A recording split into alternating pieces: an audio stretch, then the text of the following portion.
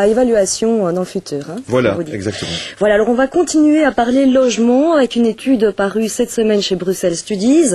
Selon son auteur, les logements créés grâce à l'impulsion des pouvoirs publics ont tendance à s'adresser aux revenus moyens dans le centre de Bruxelles et à provoquer la fuite des ménages les plus pauvres vers l'ouest de la ville. Benoît Feit, Emmanuel Talarico. Entre Bruxelles-Ville et Molenbeek, le quartier du Canal est sans doute un des meilleurs exemples de la gentrification en cours en région bruxelloise. Un phénomène d'exclusion sociale que l'on observe ici, comme à Ixelles, Saint-Gilles et bien d'autres communes de la capitale.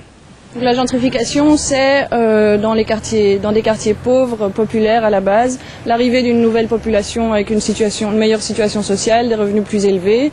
L'arrivée de cette nouvelle population qui rénove et s'installe dans ce quartier provoque une augmentation des loyers qui, au bout du compte, rend ce quartier inaccessible pour les populations de départ et provoque leur exclusion vers d'autres quartiers encore plus pauvres.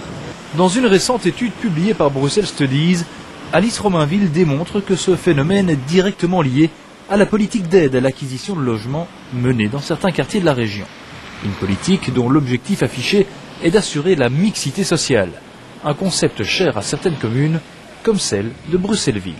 Si on met du logement social avec des logements moyens sur le même territoire donné et qu'il y ait aussi du logement privé et même des logements libres pratiquement luxueux, on en retrouve aussi, là on fait de la vraie mixité sociale. On peut aller plus loin. Le jour où on aura assez de logements sociaux, parce qu'il n'y en a pas assez, il y en a 33 000 et il y a plus de 30 000 familles qui attendent, le jour où on aura assez de logements sociaux, ce serait bien de faire de la mixité à l'intérieur des immeubles également, comme ça se fait dans d'autres pays. Mais pour Alice Romainville, créer de la mixité sociale dépendrait de bien d'autres facteurs encore.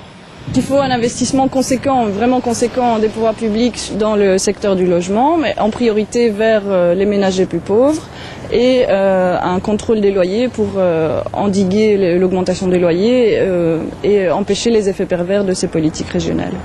Et l'allocation loyer, ça pourrait être une solution ? Je ne pense pas que ça soit suffisant puisque ça revient au bout du compte à mettre de l'argent public dans la poche directement des propriétaires et dans tous les cas, ça n'empêche d'aucune façon l'augmentation des loyers. Et la jeune chercheuse de conclure que sans une politique plus volontariste en la matière, la mixité sociale à Bruxelles ne sera rien d'autre qu'un concept creux, voire une idée douteuse. Voilà, alors est-ce que vous êtes d'accord avec les conclusions de cette étude? La politique régionale qui